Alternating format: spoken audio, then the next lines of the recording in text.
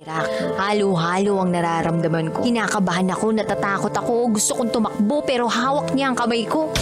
Iba't ibang babae, iba't ibang conversations. Rocky's Secret Files. Your story they never knew existed. Tinuruan niya ako kung paano maging isang mahusay na kabit. Yung puso ko parang sinasaksak sa sobrang sakit. Rocky's Secret Files.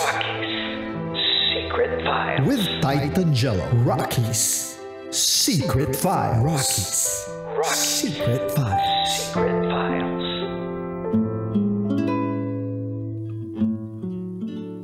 Mga kabisyo, magandang gabi sa inyo. Oras natin ngayon 10:24 PM sa buong kapuluan. Kasama nyo pa rin ang titindig sa mga pinaglalaban ninyo, DJ Titan Jello.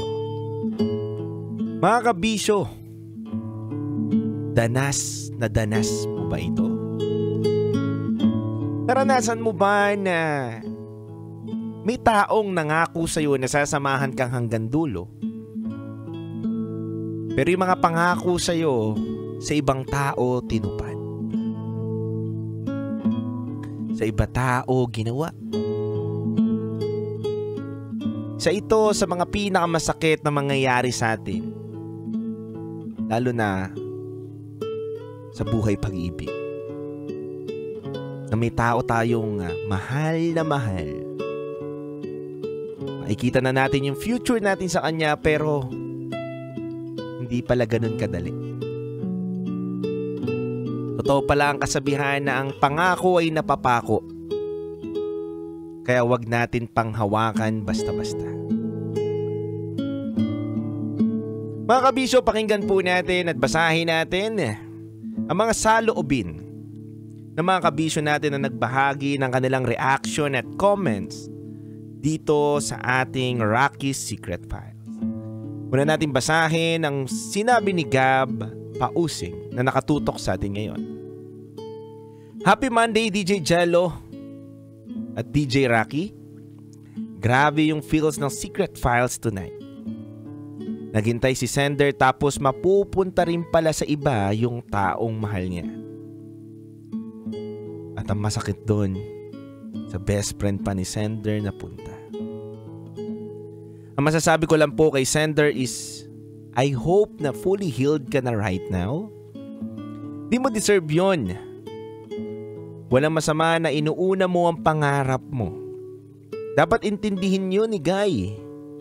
Pero tama ka rin. Sa pag-ibig talaga, may sacrifice.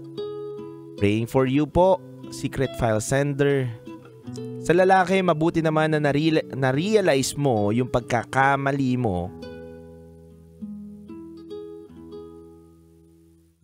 Sana malaking lesson na ito sa'yo para mag-pray ka palagi. At para sa relationship mo ngayon.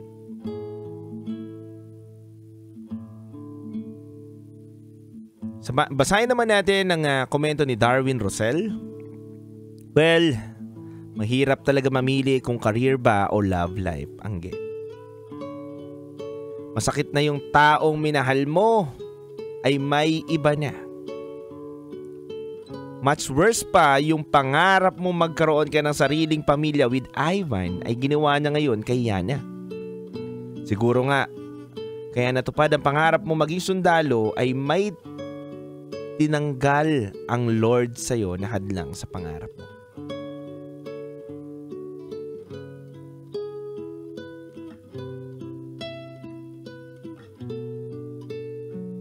Sabi naman ni Tin Rivera, good evening po DJ Titan Jello. Grabe ang sakit naman yung storya ni sender at biglang umiyak ako doon. Akala ko kasama mo siya sa pangarap mo at habang buhay kaso hindi na pwede nangyari na doon. Kahit ilang beses umiyak at masaktan pa sa past relationship mo. Correct, dapat naman daw tanggapin natin na makamove on doon at God bless sa'yo sender. Sana makahanap ka daw ng tamang tao para sa'yo. At thank you DJ Titan Jello. Marami pa po mga kabisyo ang nagbabahagi ng kanilang mga komento. At sa loobin. Pero pansamantala, yun na muna po ang ating mga babasahin. Mga kabisyo, isang nakakalungkot na kwento ang ating binasa at napakinggan. Sakit lang kabisyo, no, na siya na yung nakikita mo sa future mo Dami mo ng pangarap,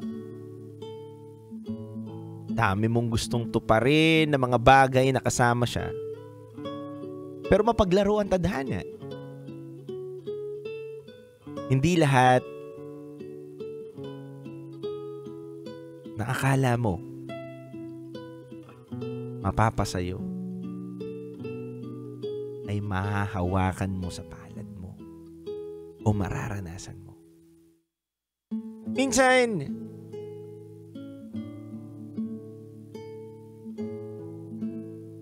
hindi lahat binibigay ni Lord Ako agree ako dito sa konsepto na swerte ka sa career, malas ka sa pag-ibig. Totoo yun Ako lang agree lang ako doon sa konsepto na yun. Pero hindi naman siguro totally na habang buhay magiging malas ka sa pag-ibig o career.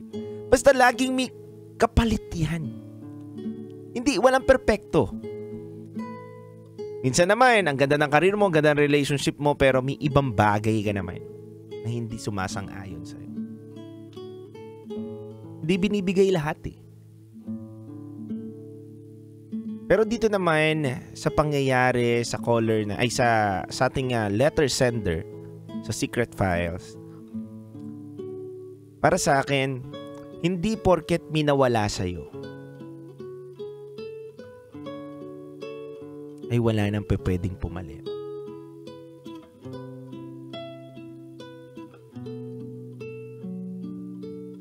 Siguro mabuti na rin talaga na napunta ka ng PMA, natapos mo at naging sundalo ka at natupad mo ang pangarap mo.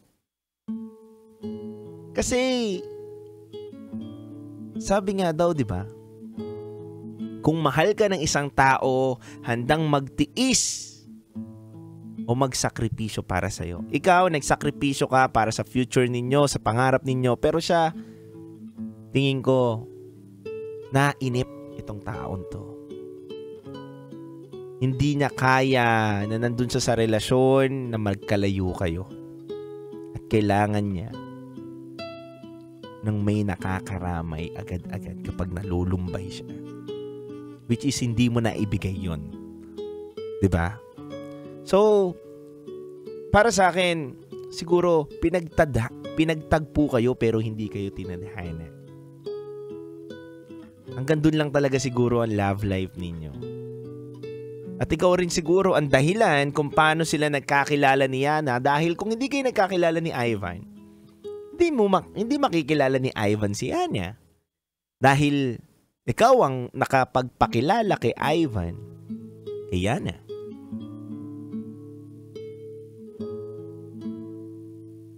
Totoo nga yung sabi nila na everything happens for a reason. May dahilan ng lahat ng mga bagay na yun.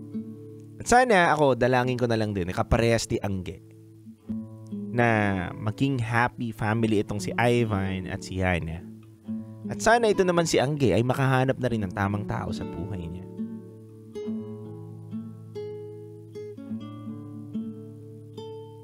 Mga kabisyo, alam natin na hindi lang si Angge ang nakakaranas nito.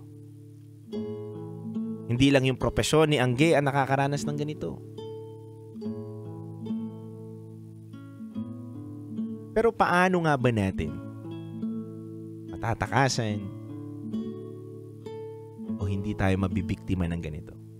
Alam niyo mga kabisyo, wala pong solusyon. Sa totoo lang Kasi naniniwala ako dun sa konsepto din na kung ano nakatadhana sa kapalaran natin, yun na yun Hindi mo na mababago, kabisyo. Kung nakatadhana na masasaktan ka ng ganitong taon, magsasaktan ka. Ano man at ano man ang gawin mo. Dahil yun ang nakapalaran niya. Tignan mo sila, nangako sila sa isa't isa, pero hindi nila kapalaran na magkatuluyan. hindi rin sila nagkatuluyan. Kahit ikaw, tanungin mo sarili mo, kabisyo, meron ba akong bagay na pinangarap ko, pinagsikapan ko, nakala ko makukuha ko kapag binuhos ko ang lahat, pero iba ang binigay sa akin ni Lord? Tanungin mo nga. Sige nga. Ibig sabihin yon, hindi mo kasi kapalaran tumuhog doon. Meron iba na pinursige nila, doon talaga sila kasi yun ang kapalaran nila eh. Pero may mga bagay tayo na pinagsisikapan ko naman, lahat-lahat na, binuhos ko na. Sample na lang yung tao na minamahal mo, di ba? Nang sobra-sobra, binigay mo naman ang lahat. Tinatanong mo pa nga sarili mo kung anong kulang sa'yo eh. Pero hindi kasi kayo para sa isa't isa. Na kailangan natin tanggapin na may mga tao talagang darating sa buhay natin na makikilala lang natin at may matututunan tayo pero hindi para makasama natin hanggang dulo. Masakit man tanggapin, pero yun ang katotohanan. Kaya mga kabisyo, kung gusto mo pong magbahagi ng inyong mga secret files, pwede ka pong mag-email kay rakitera@gmail.com para mali mo, isang araw mabasa namin ang iyong kwento at secret file. Tawag ka na mamaya sa Viber number namin na 0916-529-5595 para mapag-usapan na natin ang iyong top secret ngayong gabi. Mga kabisyo, magbabalik ang titindig sa mga pinaglalaban ninyo. DJ Titangelo, dito lang yan sa 90.7 Love Radio. Kailangan pa bang i-memorize yan? Basic.